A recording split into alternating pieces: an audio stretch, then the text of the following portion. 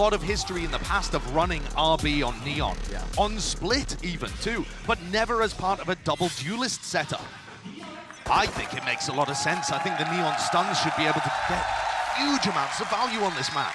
Well, you can do the thinking. I'll just watch the game and talk over it, I think, Josh. About the theory of it all. It's a deep push down mid here with a flash to re-clear. Forsaken also taking a couple of shots off. He's still got the dash active. Does he want to make another go of it? Just the once and backs away. Yeah, but he's the only person over there. Instead, the rest of this is coming into Marco. Yeah, who's sat with just a classic, has to give the sight. By the way, Devi's got a sheriff in this round, so why not? I mean, I love it. Fast plays around. RB's trying to catch, again, just the backhead ahead of Forsaken when he's rotating back. The plant's already down. What's the post-plant position? It looks like they want to refight up a ramp already. It's going to be 5 players stacked up towards main, and they're trying to fight for control of this one. Nobody is left onto the site. Got the one pull. That stun is quite nice. Yeah, one pull for the spikes, so they still have a bit of time pressure as no well. No one from PRX on the site. Yeah, no one from PRX at all on the side. They do only have the one pull. They have to clear this. RB is gone down. Buzz, though, has to stand his ground, has to spray them down. He does claim the one. Already, players are weak, sticking onto the diffusers. Zest, but they don't have control of main. This Mind Freak to clean it up. Absolute chaos. Wonderful. Absolutely brilliant. I mean, PRX are always going to have moves like this. They love dynamic post plants, which means that they don't just go into these same positions at the end, you know, one in elbow, one at ramp, that kind of thing, creating crossfires. They like to move around in post plant situations and put pressure on the retakers. It's one of their biggest strengths and something that I think a lot of other teams in the world need to catch up with, DRX included. But what a start there as Mind Freak picks up 3. Yeah, what a beginning. I mean, by all of our expectations, you know, Something was doing so much for this team. There we go. Bit of an aggressive play on the eco round here for DRX as they try and clear through, but they have just been very clean.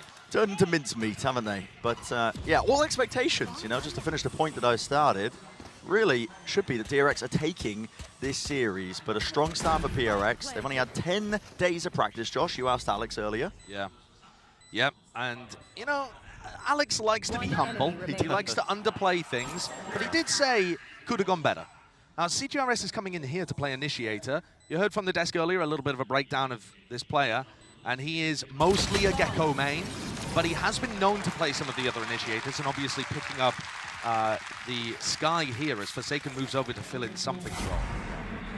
Forsaken, too, is going to be probably the most important person, in my opinion, because he's replacing Something on a jet role that he started to struggle with towards the end of when he was playing that primary duelist. And he's talked about how sometimes when he picks up duelist, his brain turns off. He said he plays brain dead when he plays duelist, and he's actually quite liked playing the flex role because it forces him to think and call more, and he thinks he plays better like that. It's part of the reason why he was taking up the mantle as well of being almost, you know, primary caller, not quite. It is evenly spread as a satchel with the flash as well. It's all combined together, and yeah, they're not wasting time. Stars have to be activated. Buzz seeks to again reinforce it up. That boombot was again just drifting around the corner. There's nades sailing this way, that way. He's in the right city for it, that boombot. Absolutely. The snake bites at the feet though will slow this one down. PRX get a bit bogged in the choke. And this would be a nice round for one of the PRX players to have started over at A and get a lurk off. You see, RB and Stax considering it because the rotate was extremely fast from DRX. Devi, I mean, he's heading in that direction, but he's going to take a long time to create any pressure over on the A side. About 50 seconds in a round, though. CGRS sends in the flash, which means he doesn't have one now for another 30 seconds, I think. That was the timer. That takes away a big tool and doesn't really tell him too much. But it looks like Devi's going to be the player that's supposed to open this site up for them. Yeah. The spike is just so far away. The goal is, what it seems at least, PRX make noise towards B, send in the flash or the spam there. Mind Freak was trying to drag over the rotations, which is quite successful. You can see the DRX players. It's very dangerous crossing RB here. I mean, he might just jiggle and back up. Now he's going to stun and refight, and that's going to make it hard for Mind Freak to cross with the spike. Yeah, that's a really great decision. Recrossing up onto the angle. There's 12 seconds remaining. The spike is dropped down. It's an unwinnable situation for Devi. Keep your rifle going. You've just got to save it. So a successful bonus round for DRX. You know, the aggression at the beginning towards B main doesn't quite pay off. They couldn't grab the openings like they were hoping for. And PRX will throw in these kind of ideas where, you know, you don't know whether they're going to explode instantly or whether it's just a play for B main control. Well, I feel like most teams in the tournament, Brent, run a lot of slow rounds, and then they'll use that to occasionally throw in a fast one to throw you off. It is the opposite with PRX. The opposite with PRX. They will throw fast round after fast round and then throw in a slow one, and suddenly you're like, wait, where'd they go? Exactly. Where'd they go? The crazy thing about PRX is I thought they were going to trend away from this playstyle. Playing fast 80% of the time after, you know, after Copenhagen. Yes, yeah. When they lost in the finals. They lent into it. They lent into it more. They just went further in. The all-in aggressive playstyle. And picked up one of the most cracked prospects you could possibly find. Gutting that he hasn't been able to make it here for their first match, but PRX will be looking to try and do what FBX did at Copenhagen, in fact, since you bring up the tournament. So this one is slow. This one's slower. Yeah, really just put the pace down to a bit of a crawl. I'll be playing that common heaven position as well. Normally you see, you know, Jet and Sky players, they will play here with the double duelist comps. But we were talking about it even before we went into the game, Josh. You know, the idea behind it, the stuns are quite good at delaying. Now you start to see them taking a significant amount of space towards ramp. Yeah, and they're stacking a heaven here because Buzz is on the monster lurk. Oh yeah, he's got the timing for sewers. I mean, he's going to be able to surely get a kill. It's all about the timings, though. They're already exploding out into the side. Stacks with the anchoring. He spots many. Buzz just trying to get a knife out to play his timing, but footsteps abound. Enough noise cues were made, but it is cleaned up. Mako just, again, makes himself known onto the side, swinging out from heaven. Buzz makes the play, though, that wins the round, in my opinion, even though he doesn't find a kill off the back of it. The info play with him and Mako doing that mid-round deep push down mid. They get all of the information in the world, and Stax is ready to collect this. He informs Mako to rotate too. I mean, DRX knew what was happening here. And that's going to be part of this match, is that... You've already won the round, man. You don't have to be mad about it. There's so much history between these two teams. So much. They've played 9 maps. This will be the 10th this year. Yeah. That's part of the reason as well when the, well, enough about a bracket I was about to discuss. There's already a fast play out with a showstopper. Jing in there, not getting too much value. The dash then comes in a little bit later. It's the 1-2 punch of the duelist and attempted a trade, but Buzz just is that guy. Rocket online, fires it into the smoke, blind fire, but the rest of his team now starting to converge on the position. Mindfreak, okay. Yeah, Mindfreak spotted out there with just the jump spot divide. Maybe he can get a bit of space here towards heaven. Tap through the wall. Nice ideas. I think he's giving Buzz a haircut. But the spike is down in no man's land. I say no man's land, it's actually DRX's land. It's very deep in enemy territory. Absolutely. And it's Buzz that has won them this round, assuming Mindfreak isn't going to be able to commit some kind of heist here and somehow get away with the spike. Oh my god, the timing there is just so brutal. RB threw down his... Yeah, threw down the fast line and then just looked the opposite way. 30 seconds It offered him the one. Mindfreak, though, on 47 health. A single bullet will really bring him down. It's a doubled up, high-low setup. He actually spots both of them, hoping for it, but no. Straight through the wall to the cranium. That's Buzz. Again, being a difference maker. When these fast B hits come in, there's just so much utility that can be used to try and slow them down. Now, Buzz, of course, he's got his nade that he can use at the beginning there. That's just a raw gunfight that's being in place. But they also have the volleys as well that aren't really being baited out. I'd like to see PRX, I think, explore towards mid a little bit and try and drag out some util before they go into the big fast hits. Got to remember that PRX are working on a very low amount of practice here with this version of the roster. The way that Forsaken and Jing take fights a lot of the time is heavily influenced by an aggressive Sky player. Some maps that's going to be Forsaken, some maps that's going to be Defy, but you know, CGRS just doesn't have that level of practice with the team. We were talking about it with DRX in all of their previous games, how difficult it is for them when they chop and change the scrim times and the match times with Foxy9 and with Zest. Well, it's even more difficult, I think, with PRX because they don't have a large history of playing with CGRS in the roster to lean back on. He just has to kind of find his moments to slip on in. Not like you can use the old server time, the old preparation. It's really just building it from the ground up. I mean, you can plug and play like kind of what they're doing with CGRS playing that initiator role, but it's taken Forsaken off of that kind of like the third player in role almost when he was playing the Harbor for them in a lot of compositions. I mean, we'll have to see later on if they do stick with it. But yeah, it's kind of like, you know, to put him back, thrusting him into the limelight with the duelist role. And, you know, as we've said before, Forsaken said he sometimes turns his brain off when he's playing Jet. When he's playing as primary duelist, it causes him to almost regress in terms of that and his calling capabilities. It's going to be a thrifty here for PRX. Divide the other player with a rifle. And they're going to start out slow, just contacting behind this wall by the look of things. Trailblazer, really standard. And this is where RB's Neon looks great, because those stuns, I mean, he can get away quickly, sure, but he could also stun to refight in that situation, but Jet can't particularly. Yeah, repositions back towards Heaven. Further back as well. First snake bite going to be used, a dash backwards from Forsaken. Trying to play for his life here. Jing is quite pushed up. RB seems to be quite aware of the possibility. Another stun. Minute down. All the players grouped up here. And again, it's these deep flanks. Zest, look at all that space he's just getting there. Into market. He's going to be calling the entire time to his team. He's like, guys, there's no one around this area of the map. Most likely still sticking around A. Now the util starts to fly back and forth. Taking a bit of space into Heaven. What is the pathing going to be here? You just never know with PRX. Ready for them though with the snake bite. Buzz, crossfire setup. Inside the smoke in his face. It's a nade there. They're trying to chase him all the way down. Satchels to avoid and adjust. He is being swarmed, isn't he? Mako goes for a bit of re-exploration. Mindfreak was holding that down and he's still in position. He's tinking players all over the place. It's a real test for the observers. How are you going to catch all of this? It's all over the place, man. Zesto with the rifle. 2 necessary kills, but the site has been gained over towards B. Time was running short. They're going to be able to get this plant, and Mindfreak, look at this guy! Like a fox in the pen! It's ridiculous!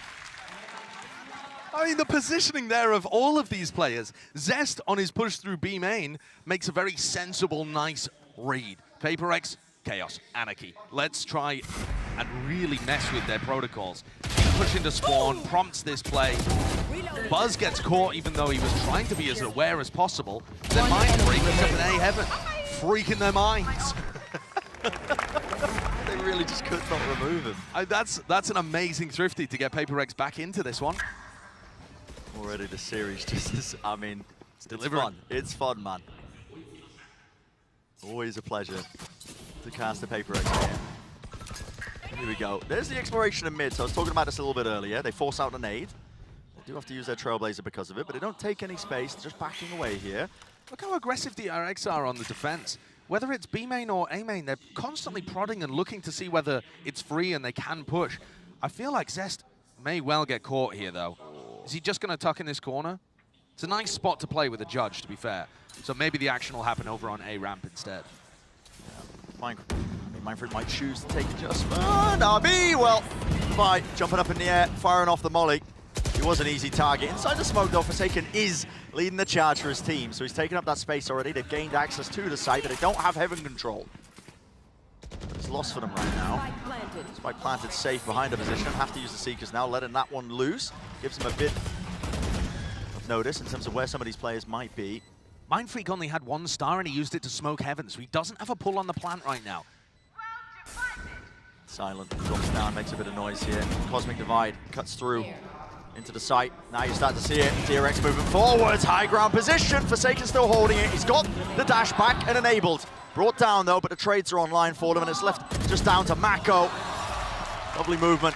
Slight jiggle there from Jing, sets him up beautifully for the aim duel. PRX are really finding their openings around the map here. Jing, 10 and 4 right now. It feels currently like a battle between the Raze players in terms of who gets more impact in the round. Jing's been good for it.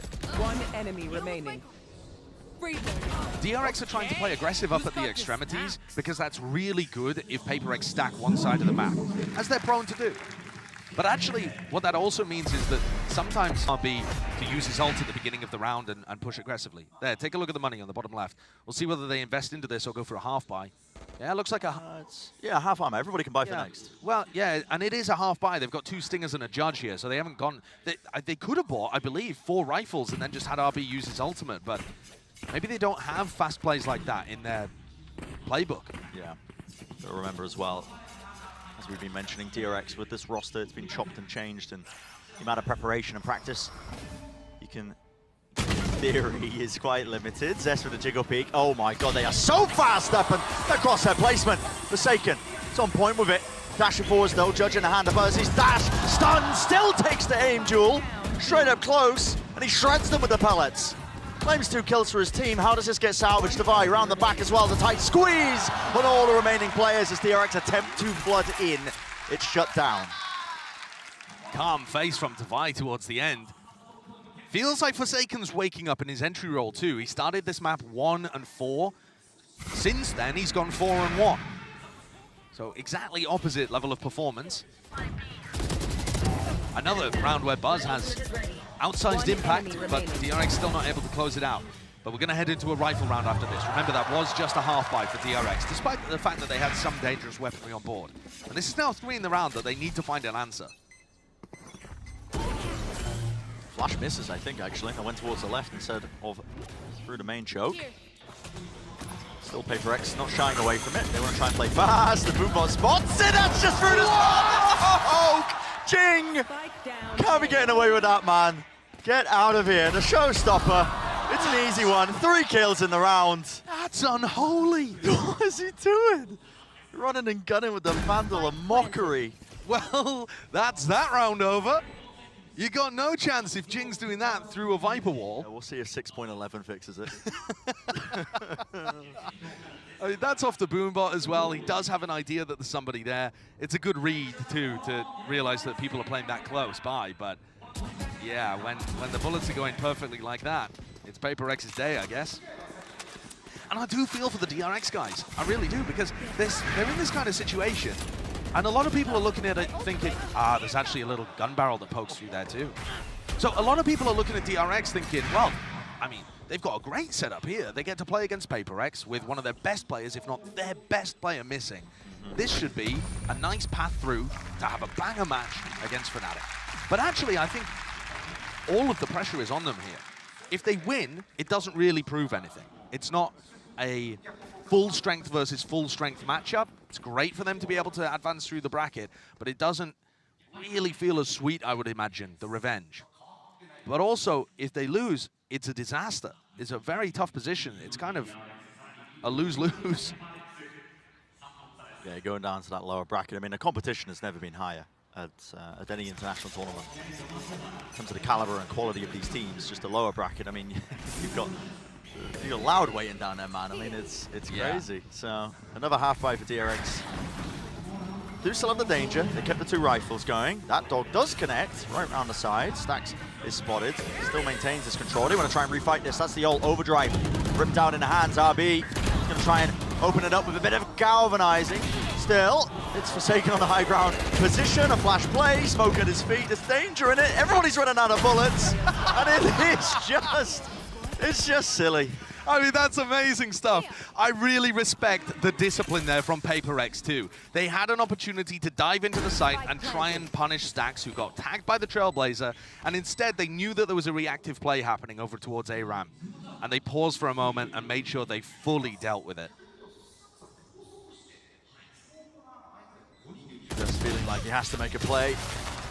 Only so many rounds left in the half with that rifle as well. He will fall. And so far, PRX are winning almost all of their rounds by just battering A. It's just A ramp pressure, A main pressure. And DRX can't figure out a way to hold on. I thought that Neon here would be extremely useful to land some deep stuns in and be able to just take fights. And instead, they can't find the right timings to be able to do that kind of stuff. Just the mid-game love heart. That's a new one instead of the fist bump. I like it. Coordination. A change up here, though, in terms of the default, and almost pays dividends instantly. Yeah, Forsaken trying to punish it. I imagine getting a read as well, knowing that Zest has been jump spotting that early on. Swaps it out, though. That was just Operator to his side, still has the rifle as well. And this is quite slow and spread out. Making noise in almost every area of the map. It's only Devi who's really playing quite slowly, trying to creep up towards A main. Took a timing there, actually. Devi's going to be calling that the Trailblazer was just used. If he dodges this flash, he doesn't. Okay. Could be problematic. He gets caught. But he did call it the dog didn't see. They forced out the Seekers. Yeah, I mean, this is pretty much the entirety of the util being used by Stacks. Do they still want to go off of this? RB 6-3 position as well, closer, trying to anchor onto the side of knives. Out now with the dog, satchels forwards, over the top, up in the air, the right click with the regen, still the damage is done, and it is 2 for it. Forsaken's there, Buzz right back at it, but 3 for Forsaken on 4 the ace. What more can he do? There's the trade. Where's the 5th? He wants it, he can feel it, Zest shuts it down. So the 1v3, the pit. Drop down, doesn't know what a crossfire position is, isolate one of the fight. Here's just Devi, 1 versus 1. Devi low on a 4 HP, a bit of spam will do it, Zest. What a moment to come alive. Denying the ace and potentially grabbing the round, just needs a bit of luck. There's no shot with the Phantom, the spam. 20 bullets left inside, time running so damn short now with the decay kicking in. Devi. Blessed by Lady Luck, hasn't he? Really getting away with that. Any one of those bullets could have landed, and it would have been an absolutely miraculous round from Zest, but... If you want proof that God is a PRX fan, contrast that round to where Jing got 2 up in A heaven by spamming through the Viper wall. Some days, it just ain't working for you. And Zest, I think he played that as well as he really could, spamming reasonable positions. Just couldn't quite catch Devi. And again, fast towards A. Satchel laid down ahead of time. There's a stun actually used to push this back, but there was a flash on top of that, so towards main. Both the stuns actually being used now. Again, updraft. Ground position here. Jing eager to take a fight. It's RB who swings into him actually. What timing! Rips out the gun in time. How's he managed that? And Buzz falls. Is he going to be that difference maker? Stacks close position where he's anchoring, not winning the aim duel, not against Forsaken. This guy is popping off right now. Last player standing. Any attempt. Forsaken's individual turn-up has absolutely flipped my expectations for this team without something on its head. Switching sides. How dangerous this duo looks. 15 kills apiece for Forsaken and Jing. They're feeling it. Wow. 9-2-3. I mean, it's just sheer domination on a half. DRX unable to withstand any of that A main pressure that was going at them. Multiple rounds in a row. Meanwhile, CGRS is getting put in the backpack by bottom fragging king sub. Don't worry. It's like, no, your util's good, your util's good. Don't worry, you're helping well. Exactly. That's the first half of Split. What a strange series of events. Is this really how we're expecting things to go? I'm not too sure, but DRX is going to be definitely scrambling for an answer. Let's send it down to the desk to break it down so far. Thank you very much, Sideshow and Bram. We were worried about something not being here, but Bala, did we all just forget that Forsaken exists? That's a good question, because this guy dominated 2 4Ks, what, in the last 2 rounds? Just insane stuff from him. It's the type of level that you remember from back in the day when Forsaken was that guy on this team. He's still that guy. But let's take a look at Verizon high-speed moment from that half. Round 8, Kakuka, talk me through this. Yeah, exactly. I believe this is one of the executes that we're going to get for PRX. I thought that there was a lot of them. Of course, Forsaken is going to be the first one in, but he's not the only force. Buzz is going to find a couple of kills here, but everything happens in the gist of what, like 30 seconds, an entire round. Everybody is rotating. The sandwich comes also from mid, and the round is over. Very PRX style. I just love how they're able to pinch dynamically in that situation. Devi on the late flank through heaven is just so perfect in that situation. That is the type of thing that is constantly so good with PRX, and that is working. You're seeing multiple 2vx situations, 3vx situations that DRX is not having a way back into these rounds. We have seen the score line before. I think that things can change now on the attack. We were talking about the Neon and how probably that is going to have an impact. We need to see the same that we saw from Forsaken and Jing, now translated to Buzz and RB. I think that RB had a better idea at the beginning of the map, but as it was moving forward, I feel like the intention that he had on A, he wasn't really accomplishing, and Stacks was burning utility way too fast to actually last for the entirety of the round. I mean, you're asking a lot here on this 9-3 half for this comp from DRX. I think it's just a worse version of the jet raise that actually works out here on this attack. It's a very tough task. I mean, we're going to see what they can do, right? Let's see as we send this back to Sideshow and Bren. Yeah, let's find out as well. I mean, it really does feel, you know, as Desk was saying, quite, you know, plug and play, removing the jet. You put RB on a comfort role of the Neon. They have played Neon in the past on Split when it was a solo duelist comp. So they do have some ideas, but we'll see just how good it is and how fleshed out it is on this attack side now. In theory, lots of stuff that you can do, but with how PRX are playing and how on point Forsaken and Jing are, what a difficult task. They did play Split in the regular season. DRX ended up coming out on top, but that was when PRX had just started moving their roster around a long, long time ago. We know the history of these two teams and the history of the rivalry, but we had really no idea what to expect today. And even those slim expectations we were thinking about have not played out. The pressure's on DRX here. Very different tempo to start. An extremely spread default where they put down a little bit of pressure over here into B main, so they feel confident about taking this. Did that see something? It feels like it might have just popped up a couple question marks. Yeah, maybe getting a read on a minimap there just from the tail end of it. And Flash also confirming the suspicions. They got the noise cue, so they know that there's at least one player there. We know, of course, it's a heavy group up, maybe setting up for what was the 4-1 split, now looking like a 3-2. And Forsaken's very deep in A main, which means PRX are allowed to put 3 on B. Interesting stun, rebounds towards the side as a glide, and a nade used in response here. A lot of damage done. RB's going to be low. It's a nade of their own, Buzz using it, but no one's actually really popping out of the smoke. They're waiting for Mako and Zest to get in position. It's really disjointed here. Jing being shot from behind. No one was covering his back. The slow play, well, it works out with 12 seconds remaining. Time was running so damn short there, but do a good job, DRX. They cut noise adequately enough, whether intentional or not. Really, I mean, I think it was just because they were forced to wait for the Heaven players. But the timing worked out. Yeah. And again, patience being beneficial for both of these teams. Forsaken was the player that was putting pressure over in A. He's forced to try and win a 1v5 here, which I think is going to just be a little past him. Well, spotted out where the potential reswing was, but yeah, 30 health.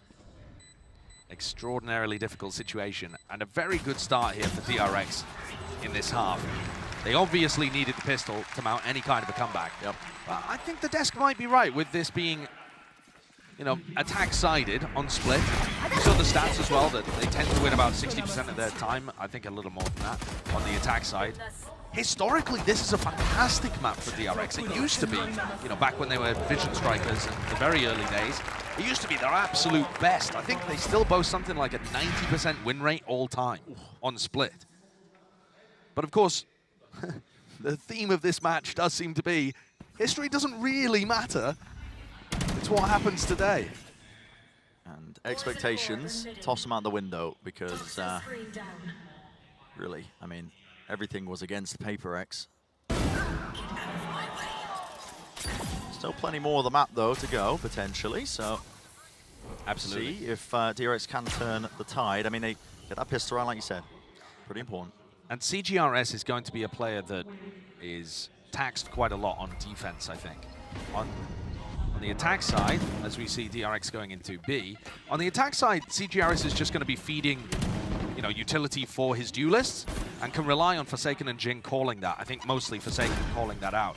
But on defense, CGRS is going to be asked to do a bit more on his own, especially if Forsaken dies early in a round, or if he's having to hard anchor A. He's got to pick his timings for the defensive info utility. Definitely something to keep track of. Smoke to get themselves in the satchel with a shorty up close, but everybody's getting mowed down here. Interesting that, yeah, PRX, they don't go for... Okay. Damage done, but time is running so low. That's a shorty. Not the weapon of choice, but take whatever you can get. But yeah, interesting that they didn't opt to, you know, wait and spawn, go down to the spike, send it all flying, hoping that maybe they could make it a bit winnable, but... PRX have never lacked ambition. Yeah, they certainly haven't. They will go for them.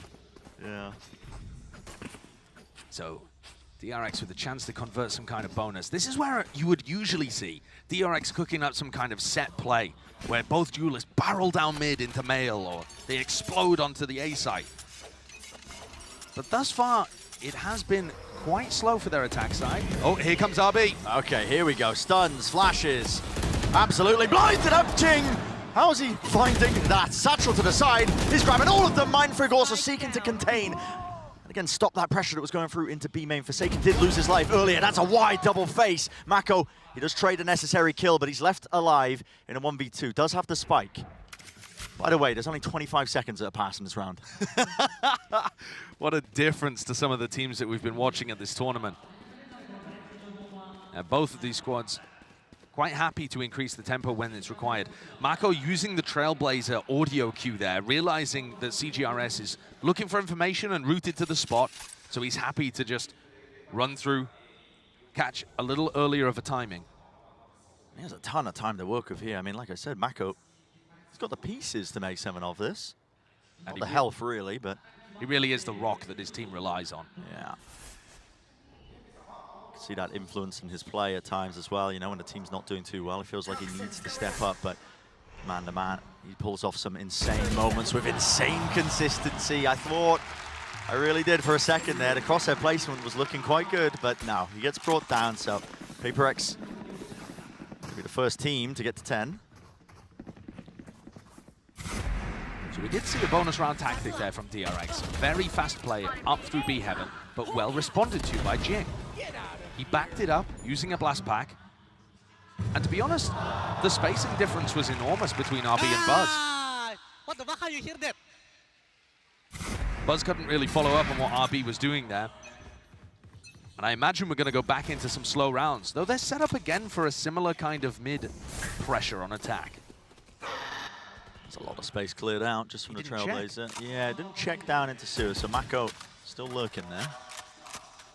Goal just to be setting up Forsaken onto the A main angle so nobody can lurk. So he is past the, you know, the Viper wall. That was really what they were intending.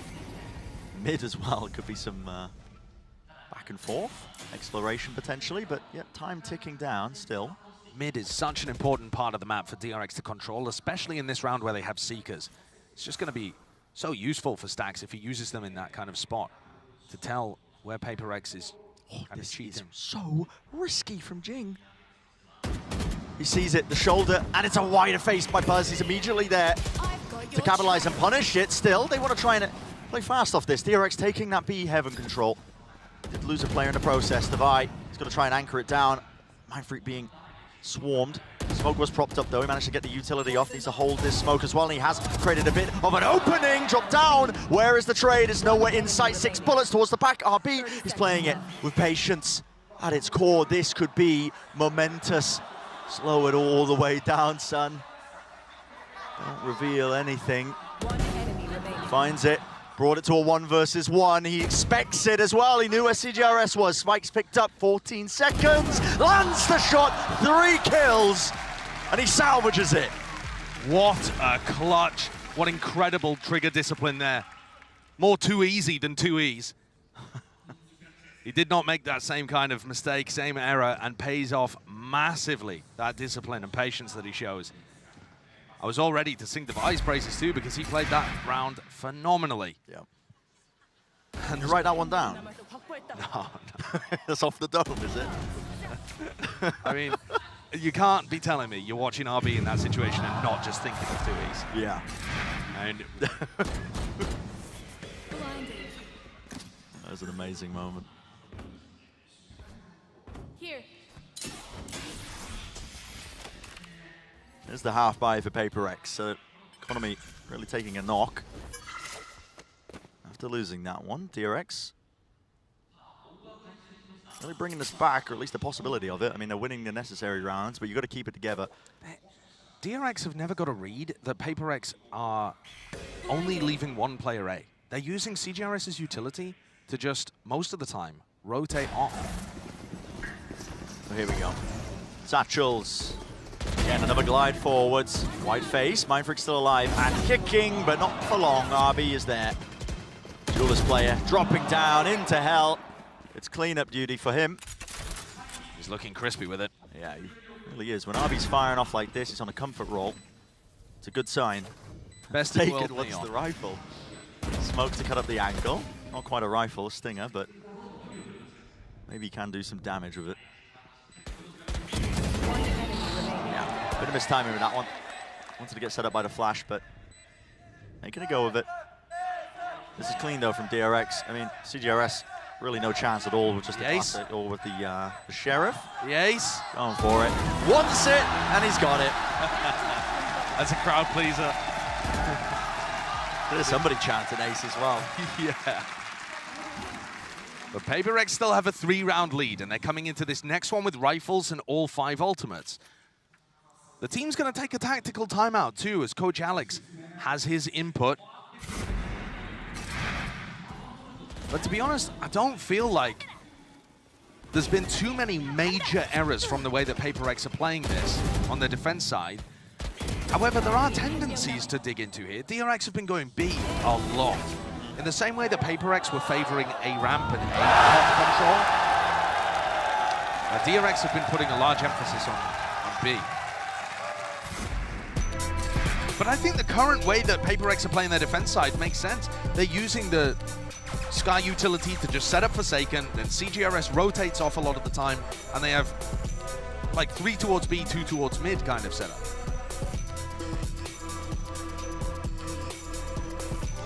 Just can't quite anchor it when the side hits start to come through. Yeah, and also you had RB with a fantastic clutch play, which, you know, he's not going to be able to do that every time. Just because you lost the round doesn't mean you played it badly. Chances for PRX though to get back into it, using that last time out. Look at the amount of ults they've got online. Forsaken buying up the operator as well, potentially another answer to what's happening with, you know, the slower beginnings, these very wide spread out defaults for DRX. Just poking and prodding.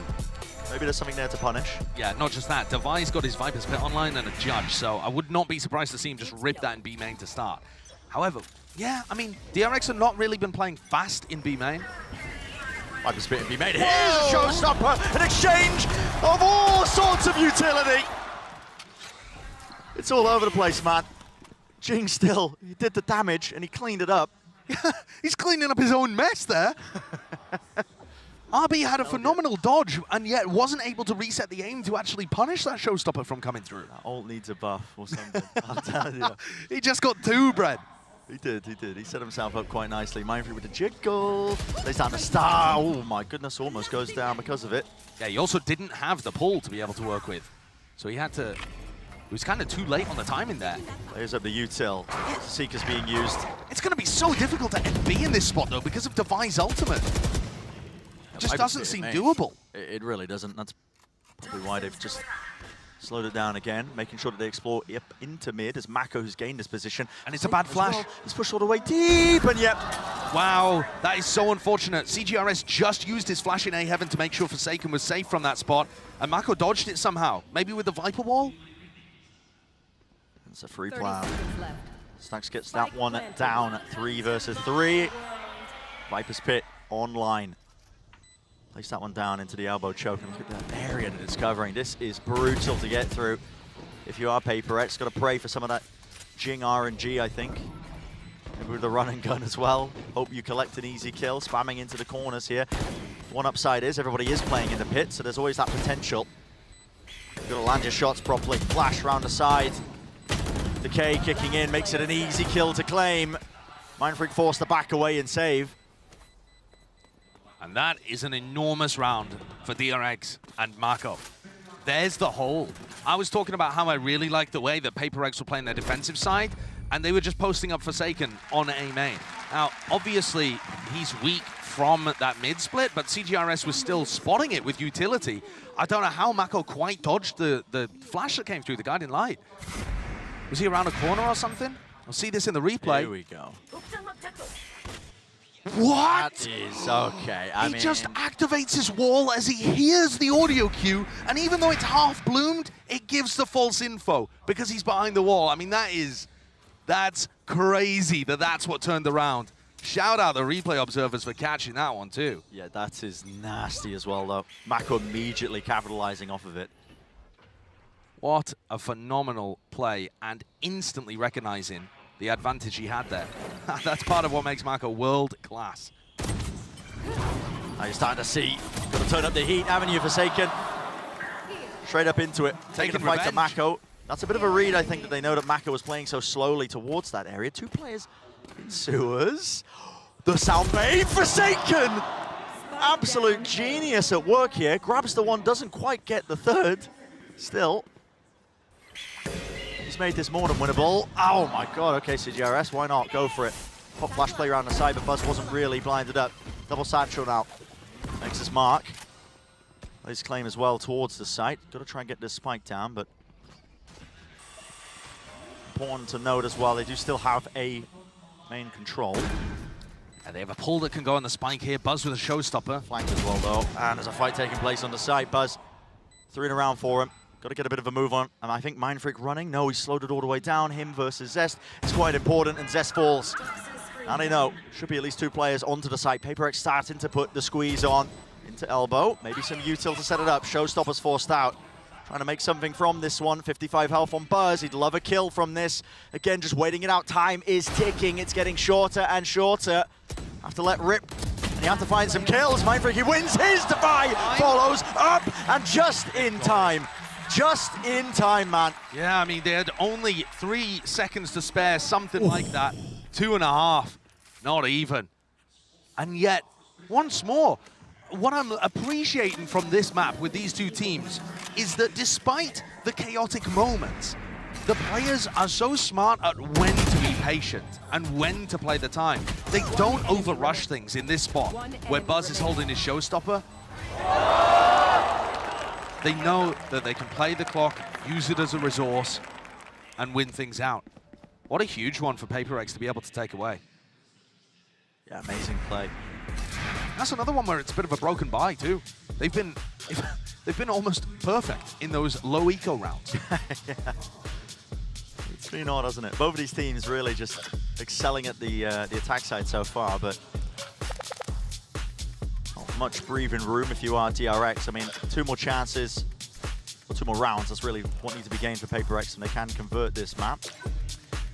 And something we haven't really discussed too, as DRX take a tactical timeout. I think it bodes mentioning that one of the big reasons why DRX have been able to run Zest is that they lean back on old compositions, old strategies. They haven't had much scrim time with him. They've only started playing with him. Termi was saying in a press conference, basically as soon as he started subbing in the lower bracket finals against T1, they weren't practicing with him before that. So that's not very long to cook up a deep playbook with a new composition like this, one that they haven't played before. I feel like, I could be wrong here, but I feel like every other map we've seen them play an old composition or something that they've played recently, something where Zest would be comfortable and understand exactly what was going on. This is different, and their attack side still looking decent, but it's a deviation from the norm of how they've been able to maintain success whilst messing their roster around. So here's a difference maker. It's been slow all up until this point, but now our Trailblazer leading them in the side, forcing out the snake bite, nade towards the back, and a flash. Defy is in a lot of danger, low enough. There's a stray bullet to Buzz as well as he does lead the charge for his team. He's in there towards elbow. CGRS, what? That's unfortunate. Mako, crazy. That'll happen. Yeah, still nade in the hand of Jing. He's cleared out towards main. Wondering if he is going to get refought out. Seeker is broken. Here's the nade. Rebounds over towards the side, trying to force this fight out. Again, Mako is just elite. Only the one before it's traded. Mindfreak, 1v3. Doesn't know where anybody is. Buzz seeking as well to collect and wrap around entirely. And PRX still smiles in the camp there. 2 ahead as DRX attempt to mount a comeback. That's a fast pop where really the round should have been, yeah, I mean, take a look at that. Barely sees him and flicks around. It's one of those instances where it's unfortunate for CGRS. I mean, he's 5 and 14, but it makes sense. He's a substitute player. He's coming in here without any scrim experience apart from what they've been able to put together just recently. They played him for 1 map, I believe, in Pacific. Let's see if PRX again get away with murder on their half-buy. This is exploration into mid. deep contact play at the beginning, seeing if they can hunt for a kill, but don't get too much done. In fact, just spotted out.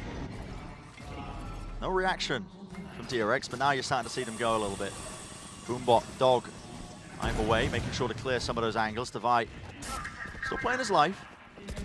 Going for any sort of one and done, so they give them the side entirely, while this flank also starts to really pay off. This flanks again on flanks, because Zest is also just in the middle of mid. I mean, way far apart. every A hit, Zest has just been sat AFK in market playing the pull and then going for the latest lurks possible. So, I mean, that's how they're working him in this roster. Retaking that main control, pushed up. Together now, heavy group up onto the side. These DRX players, could be some danger, absolutely. Satchel plays still with the rifles. Is it going to be easy sailing? Mako. To stop from this aggression, they double face though, and they have handed Forsaken. One of them with the dash back online, rips out the Sheriff, tries to take the fight. RB, it is magnificent, but they don't know where Zest is. With time running this low, it's been played well. The final layer. Zest just having so much faith in the rest of his team that he'll be able to go on these long, late lurks. And RB stepping up. Forsaken couldn't quite get the reload off there. Yeah. His mid-reload dashes and then swaps over to the Sheriff. Stops him from being able to get the trade kill off properly.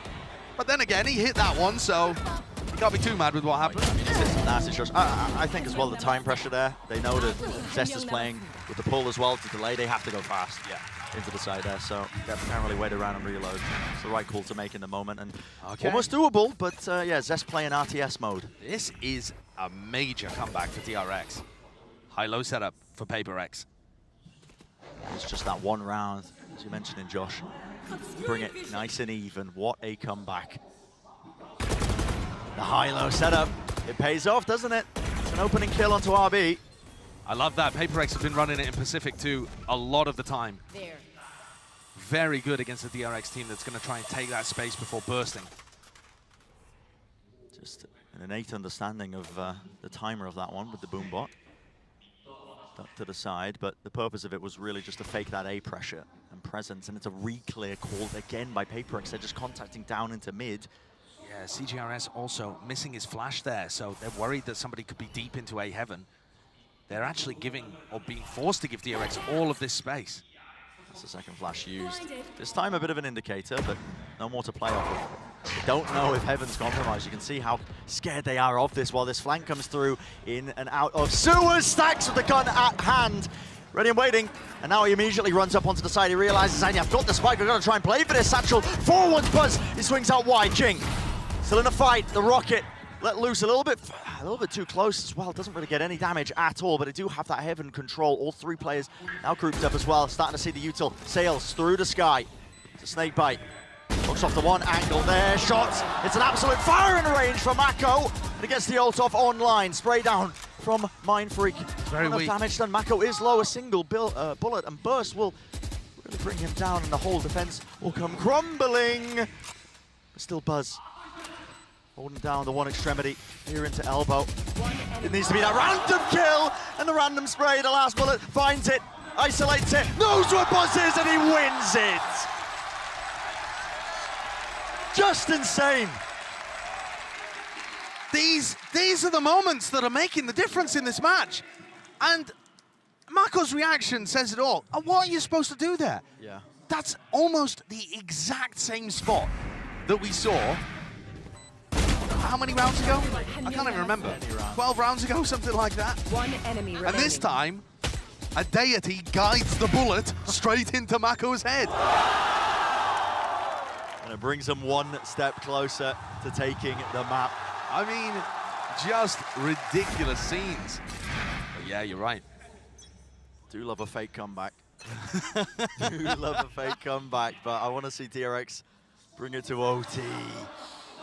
Catching just onto the model. Yeah, Zest's cape almost just drifting away there. Playing as well with the judge. Now there's a star at his feet. There is a lot of danger here. I'm pretty sure that will pull him if they choose to use it. That's a recall. Oh, well, okay. Just a start. Propped up. Devi takes the timing right around the side there with RB. Follow up with the rifle. Zest containing this deep push as well. Fights all over the place, missing the shot. Forsaken. Smoke up. Props up the one way. Does he really want to try and get back onto the angle? Zester's got the read on this. He's actually got his crosshair on it. He's in astral form. Yeah. Star. Wow. Up, smokes. The space being gained, but that could be a play to make as well. He's going to be making a call as well that everybody's rotating away. Yep. That's going to make CGRS and Jing ready for it. CGRS has really struggled in these anchor spots before, but Jing's been excellent with it. It's one thing to be aware, it's another thing to stop it. They know the hit's coming through onto A. All that space was gathered. There it is with the flash! Re-swing from Jing. And it's up to Zest to try and extend the play. There's no chance.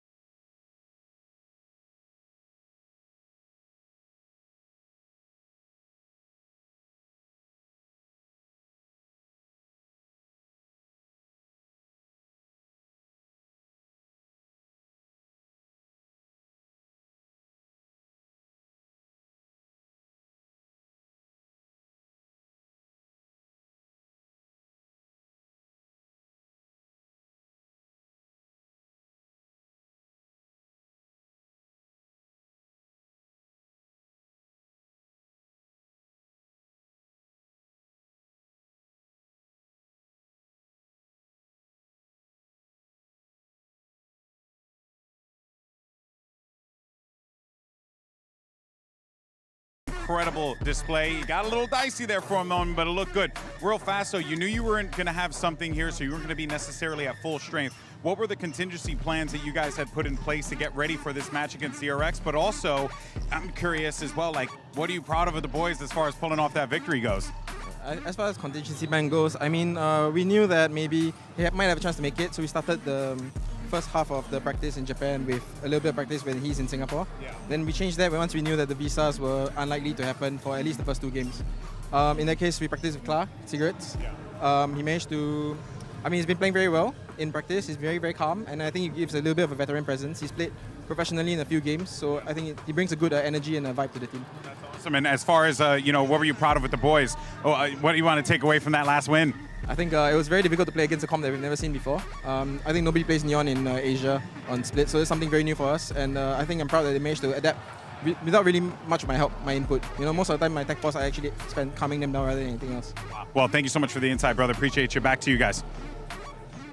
Thank you very much, Golden Boy and Alex. Now, Bod, I like the veteran experience point because this is a team full of kind of mental, lunatic style player youngsters. Maybe Absolutely. CGRS being there kind of calms them down a little bit. Yeah, a little bit, and you actually kind of felt that style from them. I think, especially on their attack side, it was a lot slower. There were definitely moments where, you know, you have the microaggressions that we know and love with PRX, but yeah, maybe that adds to it. I think CGRS definitely struggled a little bit in this game, but you have at least the rest of the players able to cover it up in some sense. Yeah, but Kakuka, DRX, they nearly brought it back. Yes. It was insanely close, and I wanted to take a look at one round, actually the first round of that second half. Of course, after a 3-9 scoreline, things, you know, get dicey. The most important round is the pistol round. You need to get those numbers on the table, and I wanted to take a look at what DRX is going to be doing here. After working a little bit around the map and actually only given the bit of information that there might be someone around B lobby, they decide to go on this execute. And the cool thing about it is how important and how decisive they're going to be with the utility usage. We were talking about the Neon, about what she can do. We're going to see stun use here and here, plus a smoke that is going to be just instant, but not fully onto Heaven. And I want to play the clip directly so we can dive into it, clearing that early space and actually giving that first kill that is going to go on this direction, as you can see right now. And the moment that they freeze inside of this smoke, acknowledging the strengths that they're also on the side of PRX and how important this round is. Now, look at the minimap. We still see how Jet is going back into A, saying like, okay, there's such a big freeze time into when nothing happens, and all of the players, a couple of them coming from mid, take that space and take that moment of a little bit of disjointing just because of the utility that is being thrown onto B that causes the right exact amount of chaos for them to take that space without actually any casualties. It's crazy how well that freeze worked. And they dove into the smoke too. That was PRX's. That is just perfect. That's like really giving PRX a sense of what is going on. And I think almost every single round had an element of that from DRX as well. For me, the game plan was really good. They started abusing that B side. They went there like 5 times after that pistol, and then they started abusing that A side, where CGRS is struggling to get the information so the rotates can come in time. It's just a bunch of hero plays, and like Josh was talking about on the cast, a lot of really lucky moments as well, like that spray through the Viper's Pit. Yeah, but we're going to move on to map 2 now, and I'm really excited about this. I know it's a rematch, but this is where I feel like DRX, they're going to want revenge, Kakuka. This is where the final map of that grand final as well, but again, very different players this time. We still don't have something. Yeah. There's a lot of questions. I think that's the biggest question, because one of the craziest compositions that PRX has on their map pool is here on Bind. And one of the pivotal points of their wins was actually something on Reyna and all of the combos and all the insane individual plays that he could have. Now that we have seen CGRS playing on the Sky on Split, what is the team going to do on Bind? It's really interesting, because to me, something on that Reyna actually played quite isolated on this map. And you can. I mean, it's Reyna. You definitely can. He goes for like a lot of like late lurks, all that sort of stuff. But to me, I'm thinking if you put Forsaken back on Jet, you know what's coming. I don't want to take him off the harbor. I just don't want to think of a world where we have to take him off of that. But let's hear from DRX's coach Termi before we head into map 2. Hey guys, here with Coach Termi. Of course, Jen's here as well for the translations. This is a familiar team, Coach, that you guys have played time and time again. How has the preparation been different, knowing as well that you were facing a PRX team that doesn't have a star player on there, but yet now everyone's stepping up? 일단 PRX를 상대로 많은 경기를 치러 왔었는데 상대편에는 이제 썸띵 선수가 없잖아요. 근데 이렇게 많이 만나본 팀이 다른 라인업으로 경기를 준비할 때 좀 DRX의 경기 준비 과정이 많이 달라진 점이 있을까요? 준비 과정이 달라지진 않지만 썸띵 선수가 없어도 충분히 파워가 넘치는 팀이기 때문에 굉장히 그런 부분에서는 좋은 팀인 것 같고, 준비하는 과정에서는 딱히 서로 잘 알고 있는 거 빼고는 다른 건 없습니다. we are pretty familiar with each other, but PRX, even without something, I think they have plenty of firepower and they are a strong team. But our preparation doesn't really change because of that. Yeah, makes sense. What are you telling the team as you're getting ready for map 2? 이제 2세트 들어가면서 선수들에게 어떤 얘기를 해주실 건가요? 첫 번째 경기라서 사실 선수들이 몸이 안 풀린 것 같았는데 2, 3맵은 충분히 이길 수 있기 때문에 선수한테 그런 점을 조금 준비시키겠습니다. I don't think they're warmed up, but I'm pretty sure that they're all warmed up after the first set, first map. So I'm not really too concerned about what's going to happen in map 2, 3. So I'm just going to tell them you guys can do that. Stay confident. All right, well, Coach, I want to thank you so much for your time, my friend. Always a pleasure to talk to you, Jen, as well. Back to you. Thank you very much, Golden Boy and Tammy. Well, it doesn't really affect their preparation, but how do you prepare for a team who is playing with a sub, Kokuka? We don't even know where they're going to run. Listen, I think that also after DRX going through the group stage and knowing that you don't really have the time to prepare specifically for each opponent that you have, because this is not like the regular season. You do not get a week to prepare. It's literally day after day. Maybe you get a day break, and that is all. So the best thing that you can do if you want to have a strong map pool is literally play for yourself. I mean, even if that wasn't the case, I think throughout the group stage, Unless you're they've been struggling. And if they've been struggling, they need to focus on themselves. They just need to focus on themselves. And you're right, though. I mean, there's nothing you can do to prepare for what's going to happen. As you guys can see in the Prime Gaming agent select, Cigarette is going to play the Gecko, his main. I don't mind the Gecko, but I'm not super happy on sticking with the Forsaken Harbor. I think it's okay to not have a second duelist here for Jing in most cases, especially when you're replacing Arena. But that does lose an element for Jing. That guy is really good off of playing with timings of other players, and without having like a Forsaken on Yoru or a Forsaken on Jet, you're missing that. Changes on DRX here as well. Now going on to the Fade, we saw the KO, the double info now is swapping back and swapping around, probably trying to counter a little bit of that harbor, of that well, not the brimstone exactly, but everything I think is going to be on Bass, because the ground is going to be completely prepared and suited for him. Yeah, they've gone back to the comp. They played against Optic back at Champions in 2022, so they do have experience on this. I can't wait to see what we're gonna see on this map as well. What do you guys make of this, Brandon Sideshow? Hopefully it's looking quite fleshed out, honestly, as well. I mean, DRX, they've been trending back to some of their old compositions when they've been running Zest in the lineup as well. And so, as you guys were mentioning, this is something that they have ran before. Yeah, they only ran it, as far as I can remember, though, I think they only ran it once at Champions, the lower bracket final on Bind. It's never actually been a map that DRX like that much, or are very good at on Bind, in my opinion.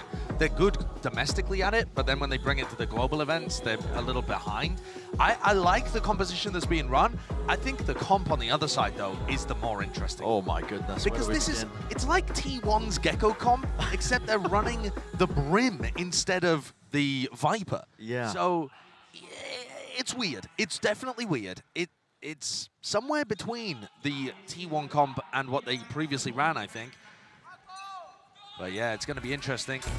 Hopefully Cigarettes will have a better individual performance. Flash pull and a satchel to take up Shower's control for DRX early on in the pistol, and there's a molly that meets them. Talking back, nobody can really scale off of it, so giving up entirely the front section of A, including Lamps, has been given up. The reflank, though. CGRS is already straight through the back into Showers, and they're going to try and get the squeeze onto them. Buzz is alone, surrounded on every single front. Devi is still here on B. Yep, and Devi could be the difference maker, surely. There's one kill found. Still got the flash, wants to take the fight to them. Everybody's blinded! Hopping and skipping, Zest survives. Still, Boombot in his face, low enough. A single bullet will do it. Jing runs him down. CGRS, what a statement. Okay. I believe he's got half the amount of kills he got on the entirety of Split in the pistol round. Yeah, that's a great beginning. Yeah, that's a fantastic beginning. And I don't think it's necessarily because he's playing Gecko, but maybe because he's a bit more comfortable with what they're doing. I would imagine that if PRX is going to play Bind, it's been something that they've been scrimming quite a bit and putting a serious focus on. They instantly had a reaction there as DRX took Shower's control to molly the front of it, Brimstone molly at the front, CGRS at the back. So it's quite a light Showers crunch, but it was still a crunch. One of the big questions I had, I think, when I was seeing this PRX gone. Called Star, interesting. The free shot. Do you really want to be taking this fight into them? Of course you do. PRX, oh my goodness. Yeah, they don't back very away dangerous. from any sort of challenge, do they, Josh? No, they don't, but now Jing is getting pinched. He's got to be worried about Hookah. You can soft, silent drop out from Hookah now. Haunt was timed ever so slightly, reveals him still, maintains his hold onto it, tried to satchel him back as well. Get away from me, Mako, but the spike's in his hands. Smoke dropped. Got to expect that there could have been rotations in this time, but lots of time in the round still to make a play. Where have I seen this one before? Mako can definitely win these.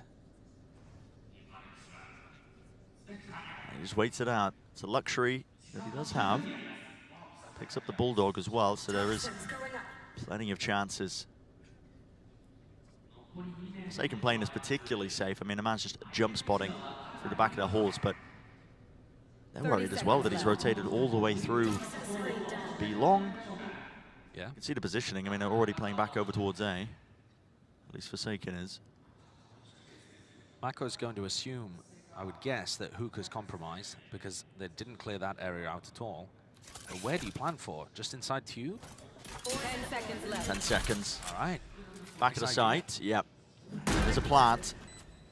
PRX hoping to play this one together. Mindfreak jumped out. Oh, wow. No sound cue off that. Spam into it. Yeah, that's just unfortunate timing. Silent drop, I guess, from Mindfreak. Yeah. I didn't hear it. Yep. I mean, that is a massive meta change on Bind, really. It's a small adjustment, but it makes a huge difference to the way that you run your B holds. Tell you another thing that's like a very meta thing that PRX do. They push sand a lot with this, you know, with their former composition that has the Rainer in it.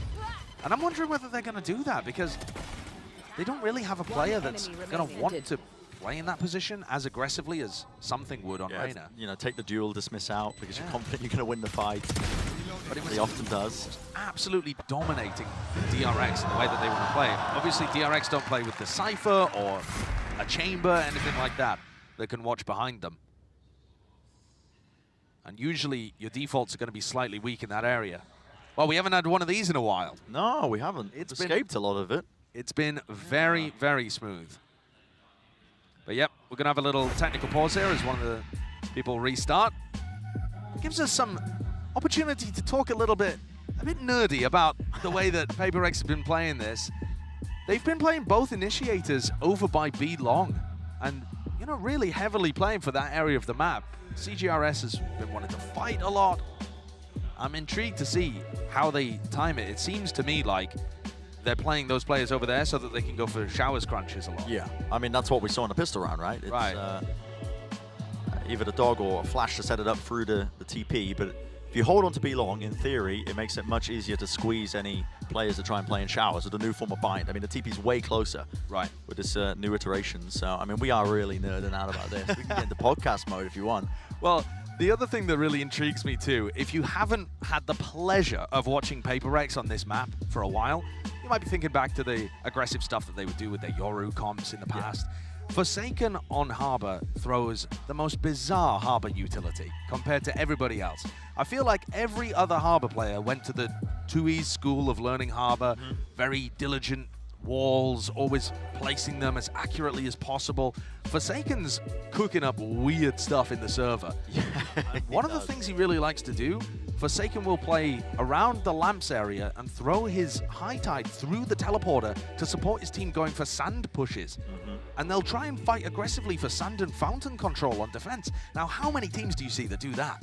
It's very creative.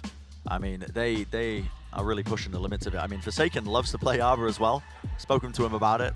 Yeah. I've had instances as well where the entirety of the team was trolling me on social media. True. And I was saying, has anybody tried Harbor on Ascent? And then they were all like, oh, we'll try it. And I'm like, okay, well, sure. And then they pull it out in the playoffs, and yeah, it's just crazy. But Forsaken loves it. He you know, it's one of the things that allows him to be that third player in.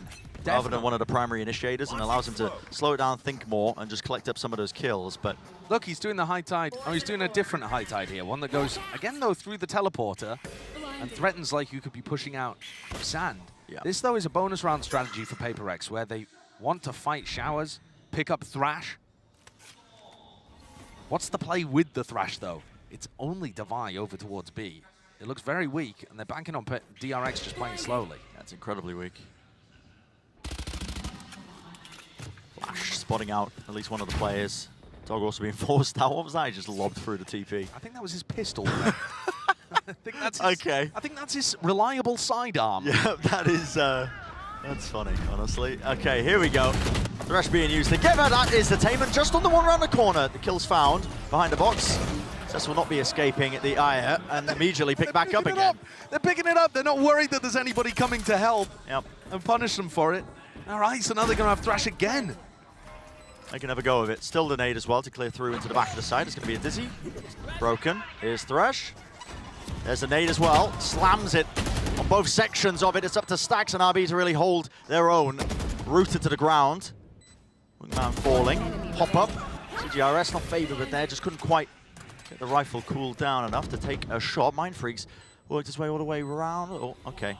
It's Stax actually. Still Mindfreak is alive in the fight, but well, not for long. So the bonus round, there was a cute idea behind it. There was a lot going on. Yeah. And you can see CGRS is actually playing like a ranked Gecko. It's like a very duelist Gecko. He's using his Wingman and his Dizzy in order to help give him better crosshair placement. He throws them out just to see where they get shot from so that he knows where to pre-aim as he like drops out of hookah or something like that. You can see here he knew exactly where RB was playing. Doesn't help him actually land the kill though, as you're jumping in. Yeah. Nevertheless, very cute idea. Get to see one more of those creative plays. And this is that high tide I'm talking about, where they fight for sand and fountain control potentially. The Haunt lands all the way over the top. I don't believe it tagged onto anybody. Not sure what the purpose of it was. Dizzy over the top. Broken. Shot out of the sky. And the high tide, I mean, yeah, it makes it easier to fight over that sand control. There was no intention of that, though, from the PRX players. Flash pushing them away. They still have control of hookah. Jing is holding close. I think, oh my goodness, the Dizzy. With the mosh pit lineup as well. Just got to get out of there. I mean, that mosh pit went all the way over the wall and landed right about where the ult orb was. So, cute trap play again. Some very nice ideas. Doesn't actually gain them anything, though, but it does tick time off the clock. There goes the Dizzy again. How many Dizzies has he used in the round so far? It's 3, I believe. He's throwing it straight up in the air, so he's able to get it back immediately towards safety. Trailblazer, that is a stun that latches. Nade all the way through. That's a TP crunch, but it's just Forsaken. Is it really a crunch if it's just a one solo player? Forsaken going for it. Up through into B long. Last player standing as RB. Can't see a bloody thing. And it looked like Jing was aiming at Divide there towards the end. Seeing if he could do some extra damage. He looks disappointed he didn't get the final kill. He's like, I wasted my ult. I mean, he'll definitely be disappointed that he wasted his ult, but I think PRX had a great idea of commitment there.